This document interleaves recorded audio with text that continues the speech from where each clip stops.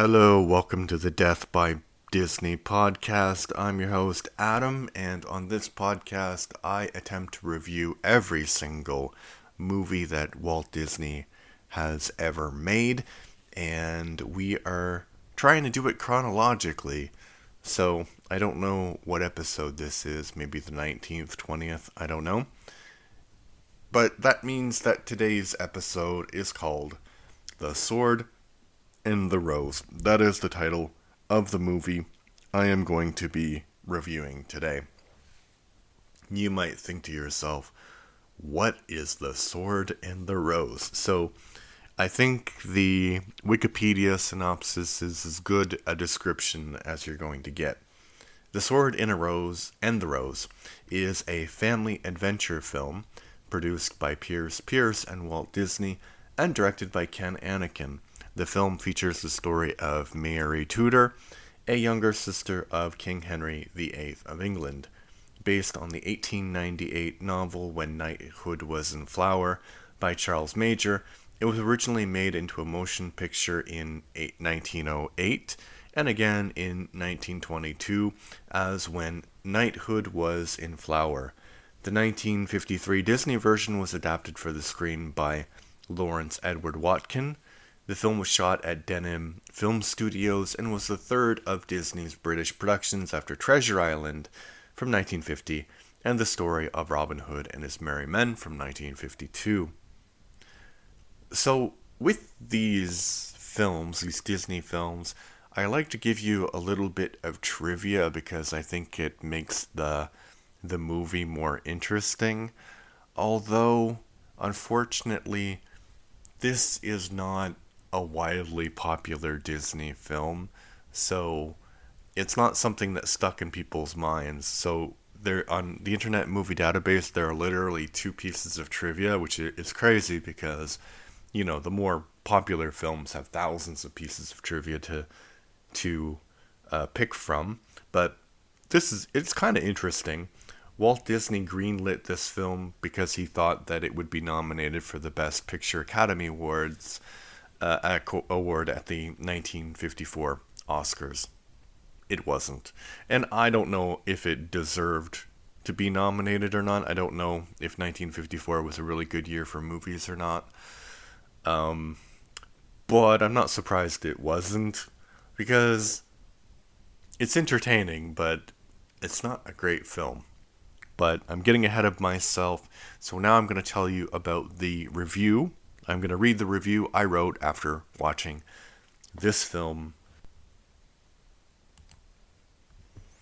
This movie was made because the UK had this policy of keeping some money from their box office from the studio and encouraged studios to reinvest it in the British film industry.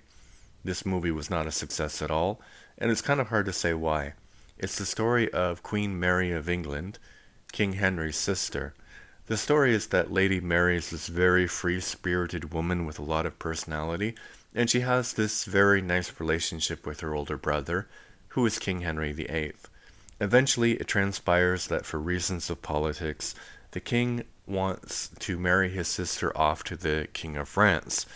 The entertaining thing about this movie is the relationship between King Henry VIII and Mary. Mary is played by this really charismatic actress, and she plays the part really well, just over the top, and Henry is also played as this over-the-top, larger-than-life character. The craziest part about the whole inaccuracy of the movie is that there's this big thing where the love interest originally wants to go to America to start his life, but England didn't have any colonies during the reign of King Henry VIII. That started mostly under his daughter Elizabeth and his nephew James I. Although I think if you're watching a Disney live-action movie from the 1950s and you're expecting historical accuracy, you're probably barking up the wrong tree. The actors are very charismatic and they perform the roles quite well, but the plot is kind of laughable. So I did enjoy it, but I can understand why it didn't really... Well, actually, I don't understand why it wasn't more popular, because it is an enjoyable film. And I don't think the reason that it's completely historically inaccurate is the reason why it wasn't so popular? It's an interesting question. I don't know. So now I'm going to give you some other opinions of other people who watched this film, and I'm going to give you a negative review and a positive review. Now, like I said before with the trivia, this film is not incredibly popular, so there's only maybe about 23 reviews written on the Internet Movie Database, and one of them is the one that I just read. So, the lowest score on that site is 4 out of 10, so I will read you that one. It's from Hitchcock, The Legend 12, May 2011. Out of Walt Disney Productions, The Sword and the Rose, aka When Knighthood Was in Flower, is directed by Ken Anakin and adapted to screenplay by Lawrence Edward Watkin from the novel When Knighthood Was in Flower, written by Charles Major. Story is based around Mary Tudor, Glynis Johns, a younger sister of Henry VIII, James Robertson Justice, who falls in love with a new arrival at court, Charles Brandon, Richard Todd.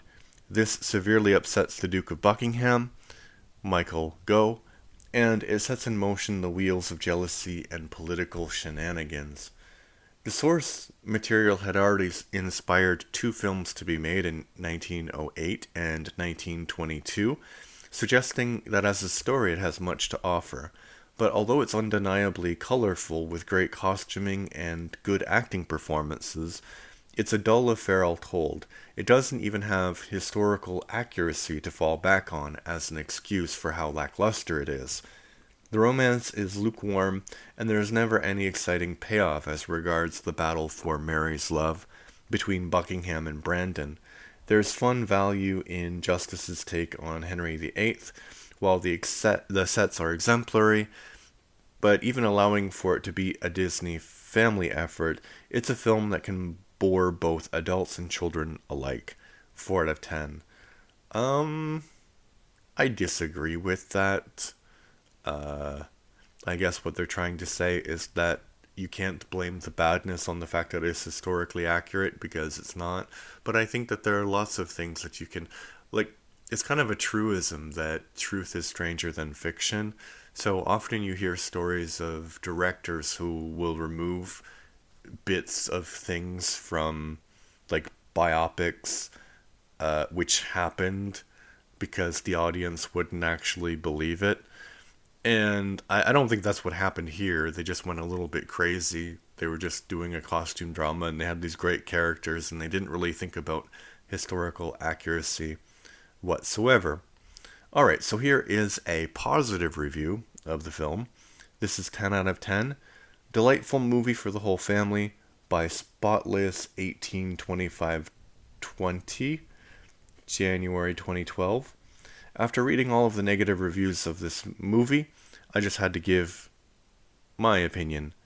This is my all-time favorite movie. I love the dynamics between the actors and the chemistry between Charles Brandon and the Princess Mary. I love that I can sit down to watch it and feel the emotion that was meant for the viewer to feel. So what if there are discrepancies in the storyline, the wardrobe, and the actors' portrayal of the real people from history? I don't really care. This is a great movie, and it will always be at the very top of my favorites list. If you know it's good for you, you will watch it, you will love it, and you will tell your friends how amazing it is too.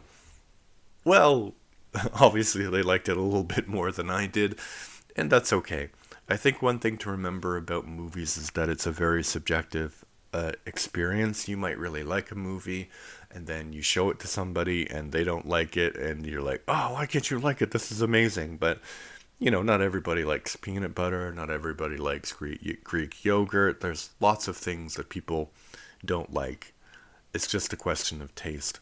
But this review reminded me of something which I think the question of historical accuracy is an interesting one, because when this film was made, probably people who were watching it were like, yeah, that's probably more or less what happened. It's probably a pretty historically accurate film.